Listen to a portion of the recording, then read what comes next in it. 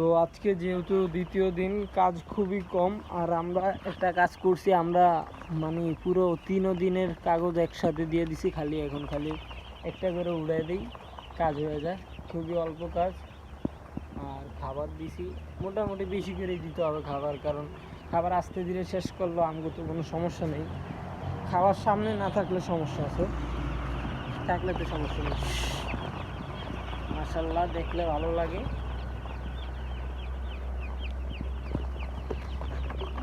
অবস্থা খুবই ভালো, আলহামদুলিল্লাহ।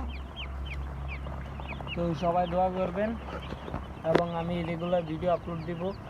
এই বাইশটা কী অবস্থা হয়, কীরকম ওজন হয়, কী আসে বিষয়, রেগুলার একটা করে ভিডিও আপলোড দিব ইনশাল্লাহ। দেখা যাক কী হয়। ঈদের দিনও মিস হবে না ইনশাল্লাহ। দেখা যাক